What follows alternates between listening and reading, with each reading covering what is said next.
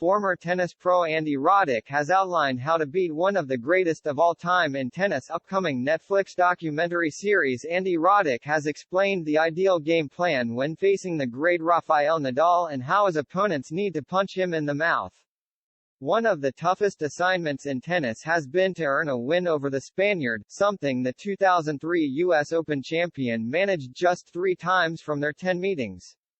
He emerged victorious in their very first match at Flushing Meadows in 2004.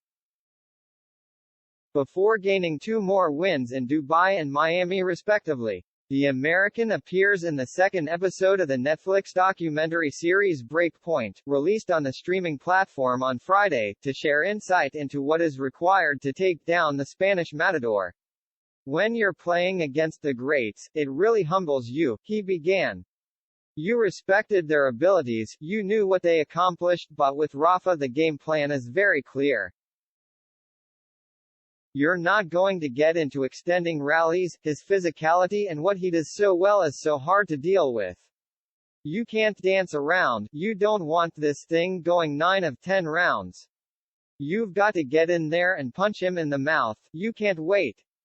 Nadal has made a career of physically and mentally wearing down his opponents as he bludgeons them into submission with heavy topspin and pacey ground strokes. Both the forehand and backhand are absolutely lethal when the 22-time Grand Slam is playing well and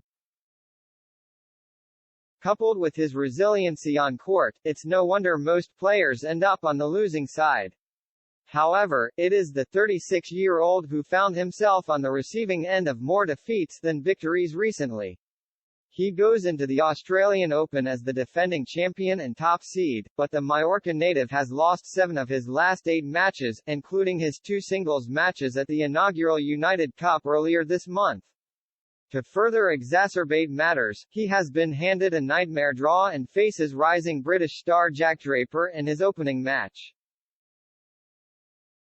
The pair have never met before, but the British number 3 stormed up the rankings last season and has already registered wins over the likes of Stefanos Tsitsipas and Felix Auger-Aliassime.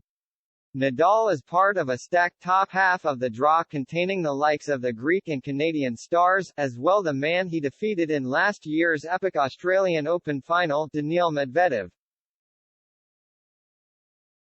Things won't get any easier for the Spaniard in Melbourne as he will likely face another young star in Brandon Nakashima in the second round, with the American winning the recent next-gen finals and possibly Yoshihito Nishioka will be across the net in round 3.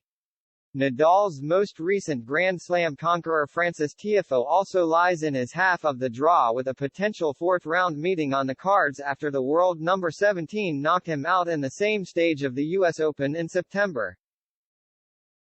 With a possible last 8 tie against Medvedev also a possibility, Tsitsipas or Felix Auger-Aliassime could be waiting for him in the semi-finals, and the prospect of contesting another mouth-watering Australian Open final with Novak Djokovic looms large. Despite his woes, the 36-year-old was feeling positive about his preparations ahead of the first Grand Slam of the year and thought he was in a good place ahead of his title defense.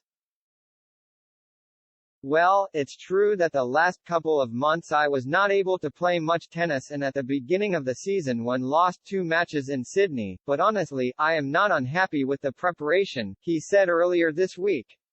I need to win matches for sure. But the preparation is going quite well, practicing a lot and I think I am in good shape.